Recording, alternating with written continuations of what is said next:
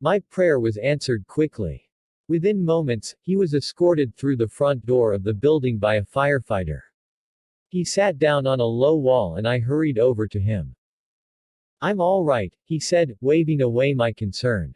The fire didn't get through the door and I had a towel in my gym bag that I used to block out the smoke. His face darkened. "But what I want to know is who the fuck just tried to burn down my office?" He looked at me as if I could tell him the answer. The three of us were taken to the nearest hospital where we were checked over. None of us had been burned, and although I still felt a little wheezy, the doctor told me I could go home. They wanted to keep Sophie in for the night for observation. As I came out of the room where I was checked by the doctor, I saw Edward talking to a police officer, shaking his head. The policeman walked off and Edward spotted me and came over. "Have they got any idea who did it?" I asked. "No. They wanted to know if I did. They want to interview me tomorrow." He rubbed his face. "I've been doing this for 15 years and nothing like this has ever happened before. The worst I've had is an abusive phone call and some dog shit shoved through the door by a woman who I caught shagging her yoga teacher." "Maybe they were after me," I said quietly. He studied me. "I think we should talk, Daniel. If they were after you, or were trying to stop you talking to me, this is my problem now too. Sophie could have been killed. I could have been killed. And let's not even mention the state of my office and the fact that everyone else in the building is now in fear of their life." I nodded. "I'm going to go and say goodbye to Sophie, see if she needs anything.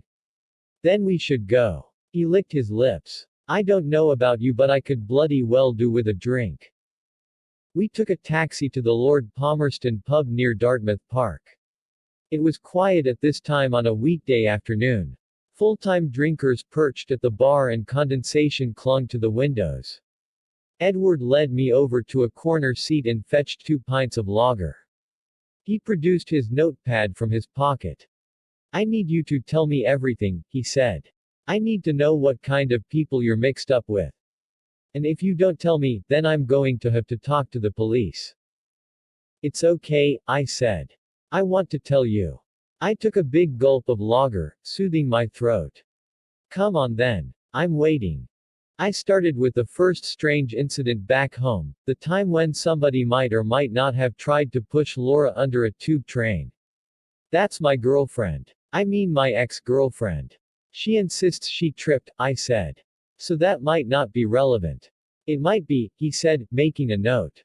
"Okay, so the first concrete thing that happened was when I had a break-in." I went on to tell him everything that had happened since then, meeting Camellia at Jake's gig, my bank card being used fraudulently, the return of my laptop, Dr. Savage's death, though that now seemed to be unrelated, seeing somebody watching Laura in Camden, not far from where we sat now. I brought him up to date by telling him about the dog and Jake's supposed suicide. For now, I left out the part about Laura seeing ghosts, and the disappearing photos. I didn't want him to think that Laura or I were crazy. "I've got a surveillance camera in my flat," I said. "It's motion triggered." He nodded. "The video of the intruders and the dog are here, on my phone." I opened the app and leaned across the table, angling the screen towards Edward. He took a pair of glasses out of his pocket and put them on, instantly making himself look 10 years older. He took the phone from me and watched the video. "I think that's her," I said. "Camellia. It looks like her body shape." He raised his eyebrows. "Any idea who the man might be?" "No. But he could be the person who firebombed your office. I wonder if he's Romanian too."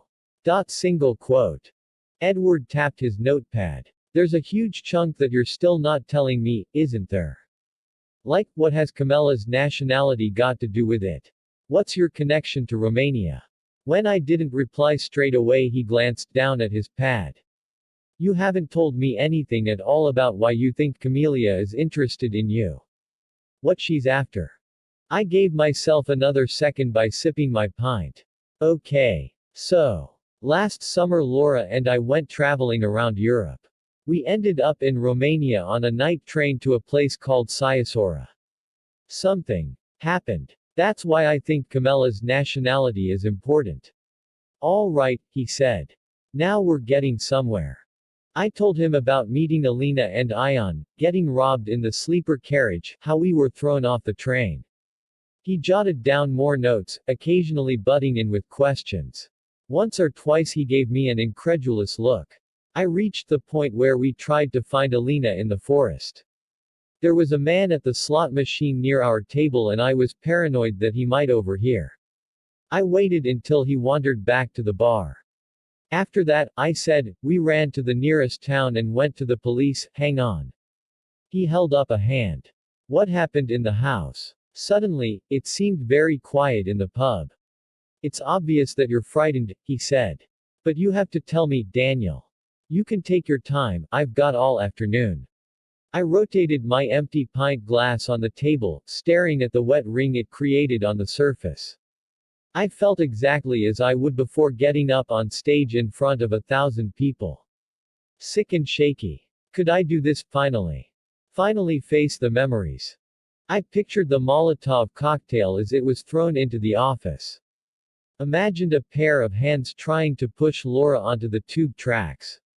Saw the black dog leaping towards me. I had to do this. Okay. But let me get another drink first. And one for you. I grabbed the glasses and stood. I think you're going to need it. Part 3. Romania, August 2013, Chapter 34. Started by telling Edward what I'd already told Jake, the walk up the path to the house, going inside, looking around the entrance hall of the strange, secluded house. I told him how scared I felt, how I wanted to turn around, run. The pub seemed to vanish around us as I told him my story. The noise from upstairs. It was an unmistakable sound, even to non-parents like us.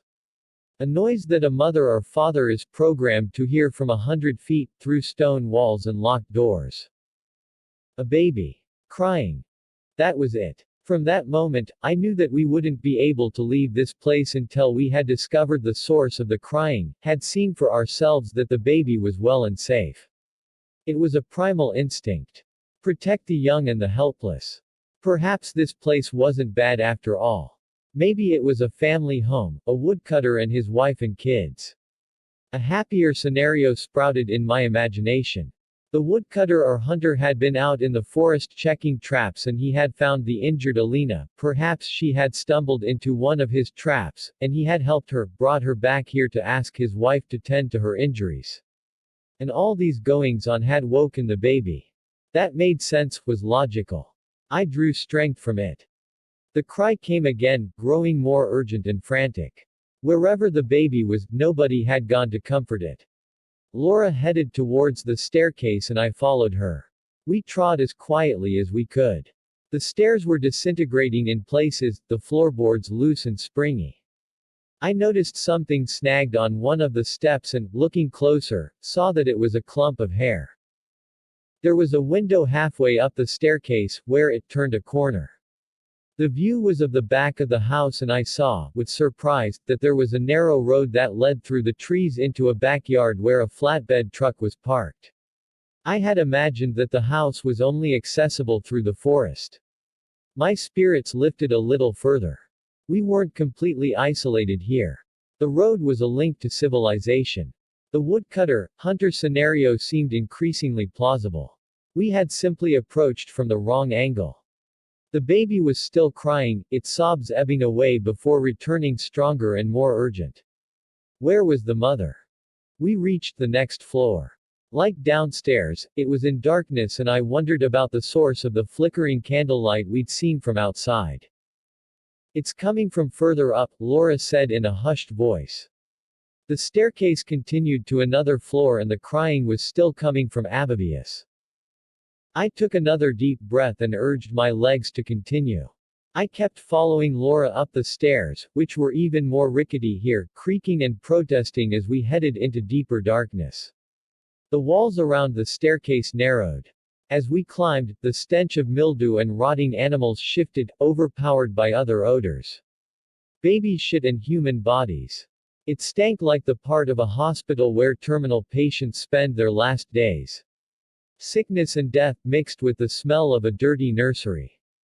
The more positive scenario I dreamed up receded with every step. All I felt now was dread. We reached the top of the staircase. Before us was another wooden door with a metal latch fixed across it, the type you just need to lift to open. A lock designed to make it easy for the person going in, but impossible for the person trying to get out. The crying was coming from just behind this door. I lifted the latch and, holding my breath against the stench and the fear of what we'd find, pushed the door open.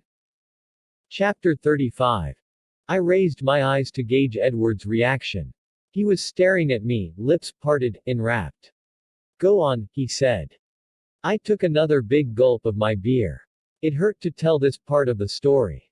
I thought about getting up, telling him I needed the toilet. Then I would slip out, run away like I had thought about doing back then. I hesitated for the final time, knowing how distraught Laura would be if she thought I was about to tell someone exactly what happened. I would tell him what he needed to know. On the far wall, against the windows, a number of fat white candles were lined up along the top of a pair of dark wood chests. Behind the chests, the windows were boarded up, so the light we'd seen couldn't have come from this room. I stared at the candles because they were the only thing here that made sense. Both Laura and I were paralyzed by the scene in front of us, rocked by the smell in the air, the baby's screams echoing the sound that reverberated inside me. There were 4 single beds and 3 wooden baby cots in the room. 2 of the beds were empty, stripped back to reveal their thin mattresses. They looked like the beds you might see in war films, springs sagging, hard, like torture devices.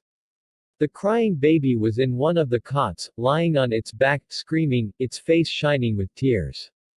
It waved its arms above it, clawing at the air, but was too small to roll over or sit up. On the other 2 beds were a pair of women. The woman in the nearest bed was asleep or unconscious, or dead, a filthy white sheet drawn up to her waist. She was wearing a thin pink gown that revealed how malnourished she was. Her arms were like pipe cleaners and her flat chest rose and fell jerkily as she breathed. Her head looked like a skull with stringy brown hair attached. Forcing myself to step closer, bracing myself against the acrid smell of urine and rot that emanated from her, I saw that her ankles were manacled to the foot of the bed. Laura gripped my arm as I tried to step closer, holding me back. She raised her free arm slowly and pointed at the further occupied bed. This woman was less skeletal than the first. She had blonde hair that was matted and stuck out at all angles. Her eyes were sunken, cheekbones like razors, arms skinny and weak. She was wearing a gown like the other woman, her sheet bunched up by her feet, which were also chained to the bed. Her skin was covered in bruises and tiny round scabs. Cigarette burns. She was awake, her eyes screwed tight. Tears slid down her cheek, dampening her thin pillow. Shaking, I approached the bed. As I did, the baby, who was in a cot close to this second bed, fell quiet, like it had run out of breath and tears. Laura walked over to the cot and leaned over it, her hand shaking as she brought it to her mouth, emitting a little sob. For a moment I thought there must be something wrong with the baby, but it was in a better state than the women. It was dressed in a pale blue sleep suit and wrapped in a wool blanket. A boy, I guessed. He had thick blonde hair, a pink face, rosebud lips. The blonde woman, his mother, opened her eyes and saw me. Panic flared in her eyes, and I braced myself, sure she would start screaming. But she stayed silent, staring at me with wide eyes, then turning her head to look at Laura. She didn't move, or attempt to sit up. She whispered something, the act of doing so seemingly causing her great pain. Leaving Laura by the cot, I moved closer to the woman, crouching beside her. "I'm sorry," I said. "I don't understand. I'm English." She gazed at me with the look of a prisoner who has been tortured. Broken. "Do you speak English?" I asked. "Help," she said. I held her hand, realizing the reason she hadn't sat up was that she was too weak To my right, Laura had lifted the baby out of the cot, was holding him against her, his head resting in the crook of her neck, one hand stroking the baby's back through the blanket he was wrapped in. The woman in the bed looked towards the baby, a mixture of love and fear in her eyes. Then her gaze flicked towards the door. "My baby," the woman said. "Help. Who did this to you?" I asked in my softest voice. She stared at me. Maybe she didn't understand. She whispered something else in what I assumed to be Romanian, then spoke in English again. "Please. Baby. Help." A scream came from below us. Both Laura and I froze. The woman in the bed looked towards the door again. "Go. Baby," she said. I looked at the door, then at Laura. "What shall we do?" Edward's mouth was ajar, his eyes wide. No one had ever listened to me more raptly. He was there with us, in that room. "For God's sake, you can't stop now. What did you do?" Laura hugged the baby against her. I asked her again, "What shall we do?" I told him the rest of the story. The scream came again. My heart was banging so loudly that I was sure whoever was downstairs, whoever had done this to these women, would be able to hear it. "We have to get out," I said, answering my own question. "We'll go to town, get help. Send the police." I turned to the woman in the bed. "We'll send police," I said. More tears fell from her eyes. I turned back to Laura and reached out to take the baby, to put him back in his cot. But Laura backed away, hugging the baby against her. "He's coming with us. Laura. We have to leave him. We can't run through the forest with a baby. We have to get away." "No," she snapped. She held the baby like he was her own, like I was threatening to take him and feed him to lions. "I'm not leaving him. Laura. Single quote. Look, Daniel. Look." She pointed to the far side of the room. Beyond the cots. A small bench was positioned against the wall. Stacked on top of this bench were items you might find in a normal nursery: baby clothes, nappies, barrier cream, bottles, along with tubs of formula milk. There were a couple of small teddy bears too, lying askew. Their fur was stained with something dark that looked black in the candlelight. There was something beside the bench. It was a tiny coffin, about 2 feet long. It looked like it had been built by an amateur, the angles not quite right. On top of the coffin lay a few flowers, the kind we had seen growing in the forest, along with another teddy bear. I looked back at the unconscious woman. Was her baby in there? A small part of me wanted to look to confirm the horror. But I tore my gaze away from the coffin, catching a glimpse of something else. It was a mind-snapping moment. We both walked slowly to the wall, aware that we had to go, knowing the person or people responsible for all this could come in at any moment. Pinned to the wall were about 24 Polaroid photos. Some of the photos were of women, staring at the camera lens with terror or surrender. One photo showed a woman on her back, naked, her mouth open in a scream. Beside her crouched a man, holding some kind of metal instrument which he held between her thighs. The other photographs were of babies. Newborn babies. All of them lay on their backs. Some wore blue, but most were dressed in white. Some were crying, others placid. Some with eyes shut, some looking towards the photographer. Each of the photos had a date inked on its white edge. The baby's date of birth, I wondered. And then I noticed, a few of the pictures had a second date added, with a large X beside it. The Polaroid in the bottom right corner had 2 dates, the first was 2.7.13. The 2nd of July 2013. The second date read 13.8.13. The 13th of August. Just a few days ago. I turned my head back towards the women on the beds. The blonde woman was weeping, the other still passed out. The baby in the coffin must be hers. It had been born here. And died here, in this squalid, stinking room. From downstairs, the scream sounded again, a scream of pain that chilled my blood. Breathing hard, I once again spoke to the blonde woman. "We'll be back. Okay. We'll make sure your baby's safe." She looked at me, then at the baby. I realized I might need a weapon when we got downstairs, looked around for one. I blew out one of the candles and wrenched it free of its black metal candlestick. I weighed the candlestick in my hand. It was heavy, solid. Laura was already opening the door, hesitating and peering down the stairs. I followed after her, passing the first bed. A hand shot out and grabbed my leg. I cried out, pulled away. The skeletal woman in the bed stared up at me with huge eyes, opening her mouth to reveal that most of her teeth were gone. The remaining teeth were white, healthy, suggesting that the missing teeth had been punched or pulled out.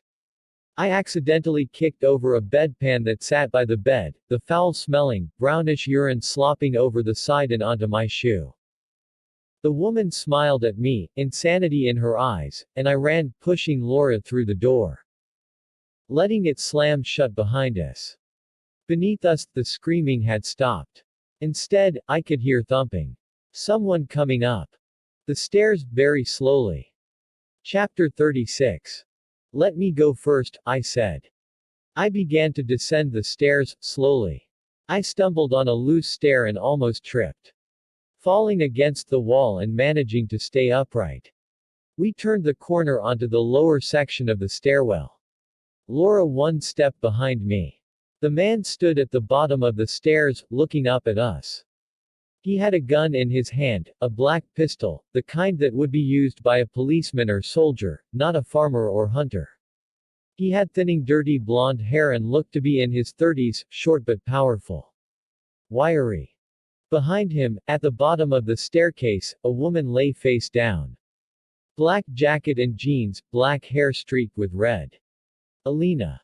He lifted the gun towards us, made a beckoning motion with his free hand. I didn't move, desperately trying to work out what to do. Go back up, look for another way out. He could shoot me as soon as I turned, and even if he didn't, what were the chances of finding another exit? And the thought of him hunting us through his own dark house was even worse than facing him here. I walked down the last few steps, aware that he was eyeing the candlestick. He took a couple of steps back, past the prone Alina, gesturing for us to come down into the entrance hall. We stood before him, all three of us breathing heavily. It struck me, he was nervous too. Not as scared as Laura and me, of course. But there was definitely fear in his eyes. He turned the gun on Laura and pointed his other hand at the baby. Behind her, I could see Alina's back rising and falling. She was alive. Mine, the man said, his words jerking my attention away from Alina. I was surprised to find that he spoke any English. He gestured for Laura to hand the boy to him. Laura didn't move. I stared at the gun, feeling the candlestick in my hand, trying to work out if I could strike him with it. At this moment, it wasn't worth the risk. Laura. Single quote. I began. No, she said, moving towards the door. The man gestured angrily at her, at the baby, then pointed the gun towards me. Give the baby to me, he said. Laura looked at the gun, then at me. Laura. I said. Give it to him. It was her turn to look angry. Give me, the man said again, his voice a little louder, his anger growing. Laura took a step towards him, holding out the baby, and the man lowered the gun so he could take the boy. The baby started to scream, as if it knew, could sense, what he was being handed over to. The man flinched and Laura thrust the baby towards me, yanked the candlestick from my grasp as I took hold of the boy, and swung it at the man. He backed away, but held onto the gun, pointing it at Laura, who stood panting, clutching the candlestick tightly. I held the screaming baby, juggling it instinctively, its cries drilling into my skull. Put him down, the man shouted above the noise. The baby. On the floor. Laura shouted, no. But what choice did I have? I stooped and laid the still screaming infant on the floor at my feet. Laura started to cry, her whole body shaking. As the man moved towards the baby, I ran for the door, grabbing Laura's arm and pulling her after me.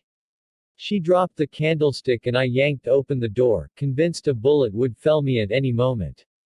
But as I risked a glance back, I saw why the shot hadn't come. Alina had got onto her hands and knees and crawled nearly to the candlestick. He was distracted by this, needed to stop her from reaching it. I pulled Laura through the door and down onto the path. She tried to struggle out of my grip. "Let me go," she shouted. "No. Laura. For fuck's sake, let's go." "But the baby." She was shaking and crying and desperate to get back to the tiny boy, but I couldn't let her. "We have to get out of here. We'll get help. He'll be out here in a second." No, a gunshot. The baby stopped crying. I could hear screaming and thought it was me or Laura. My senses were fucked up, muddled, but then I realized the screaming was coming from inside the house. It was Alina. "Come on, please, please. Let's go." Another gunshot. And this time, Alina fell silent. We ran down the path towards the edge of the clearing. There was no time to find the road that I'd seen through the window. My heart was pounding. He was about to appear, he would shoot us both, bury us out here, and we'd never be found. 2 more travelers who go missing in a foreign land and are never seen again. I looked back over my shoulder and saw the door of the house opening, the dark figure of the man appearing, and holding Laura's hand I ran faster than I'd ever run before, down the path, through the forest, back to the tracks. Out we came, bursting out of the trees, back onto the path, stumbling over the rail track, almost falling, one of us catching the other, stopping only to scoop up our backpacks from the edge of the forest. We ran all the way into town. We didn't talk. We didn't look back. Part 4. London, November 2013, Chapter 37. I finished my drink, immediately wishing I had another. I felt weak, drained. Telling the story, reliving it again. "Daniel. Hello. Are you okay?" I closed my eyes. When I opened them, he was still there, waiting. "There's one more thing." As we reached the trees, we heard another shot, then another a few seconds later. Edward thought about it, then nodded. He went upstairs and shot the 2 women. "That's what I think. We'd seen them, he must have assumed we were going to tell the police. He wanted to remove the living evidence. Although the whole place would have been full of their blood and DNA. I don't know. Maybe he decided he didn't have any use for them anymore. Like I said, I don't know." "So why didn't you go to the police?" he asked, frowning deeply. "We did. Well, we tried. We went to the local police station in Briva, after running into town. I explained what had happened at the station, how we had ended up running from there, too." Edward looked pale, even a little sick. He hadn't touched his pint since I'd started telling the story. He got up from the table. "I'm going to start by making some calls, doing a bit of research. I'll call you tomorrow morning, okay?" "Okay," I said. "You coming?" he asked. I shook my head. I didn't want to leave the pub. I was going to stay here and get thoroughly fucking drunk. I watched him go out through the double doors. He knew all of the story he needed to know to help me. I had done the right thing. I don't remember getting home or going to bed. The next thing I knew, it was light outside and my mobile was ringing. The display told me it was Edward. I realized I was fully dressed and the room smelled like a distillery. It was just after 11 in the morning and my head was throbbing. My throat felt like I'd chain-smoked 40 cigarettes, and as I moved, a horrible, wobbling nausea overcame me. The phone kept ringing, and that's when it all came back to me. The Molotov cocktail. Telling Edward my story. Staying in the pub and getting blind drunk. Oh Jesus. Ignoring the phone, I went into the bathroom and threw up in the toilet. After that, I felt a little better. I called Edward back. "I tried to ring you last night," he said. "Where were you?" I groped for a reply, and he said, "Never mind. I've got some stuff to tell you. I'll come to yours." I took a shower, drank 2 cups of strong coffee and checked my emails while I waited for Edward. There was a message from Rob. "Mate. I know you're having a tough time at the moment, but I'd really appreciate you not coming round here at midnight, banging on the door, chucking stones at Laura's window and waking Oscar up. It took 2 hours to get him back to sleep. Laura made it clear she doesn't want to see you. Personally, I think the two of you need your heads banging together, but if she says she doesn't want to be with you anymore and doesn't want any contact, you need to respect that. Next time, Erin will probably call the police. And you might want to send Erin a note of groveling apology if you want her to ever talk to you again. I really think you need to lay off the booze for a while too. Rob. I was mortified. What had I done when I left the pub? And why was Laura refusing to talk to me again, saying she didn't want me to contact her? I had a flash of memory that made my whole body cringe, me, standing in Erin and Rob's back garden, lobbing pebbles at the window and shouting Laura's name like some drunken, rejected Romeo. I picked up my phone and checked my texts. Fuck, I'd sent Laura over 20 messages after midnight, telling her I loved her, that I wanted to see her, asking her to marry me. She had sent a single response. Leave us alone. I went into the kitchen and took every bottle of alcohol out of the fridge and the cupboards, uncorked the wine, the smell making me gag, popping the tops from the beer bottles, and poured everything down the sink. I dropped the empties into a bin bag and carried it outside, slung it into the recycling. When I looked up, Edward was walking towards me, hands in pockets, head down. Everything all right? He asked when he saw me. I'm never drinking again, I said. Get rad-arsed, did you, after I left? I nodded, leading him inside. I have to admit, I felt like getting pissed too after that story you told me.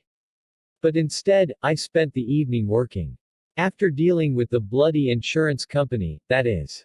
Somebody needs to send them into a house of horror in the woods. Seeing my expression, he said, sorry. Shouldn't even joke about it. I had a nightmare last night, the first I've had in years. Firebombs and women chained to beds and babies crawling through the flames. He shuddered. Then I had the police round first thing, asking lots of questions about who might want me dead. What did you tell them? I told them I have no idea. But they are going to want to talk to you. He handed me a card. Here. This is the investigating officer's number. A great wave of exhaustion washed over me as I took the card. I was going to have to talk to the police. It was all going to come out, everything that had happened. I set the card aside. I'll talk to them later. First, I need to know what you found out. Make me a very strong coffee and I'll tell you. As I waited for the kettle to boil, Edward paced the room, running a finger along the spines of books, peeking through the curtains at the street, like he was looking out for someone. I carried 2 coffees over and he sat on the sofa while I pulled up a chair. I have to say, Daniel, the story you told me sounded like just that, a story. But it's the truth. He held up a palm. All right. I'm not saying I don't believe you. The thing is, from what I found out last night, it gets even weirder. I waited for him to continue, dreading what I was going to hear.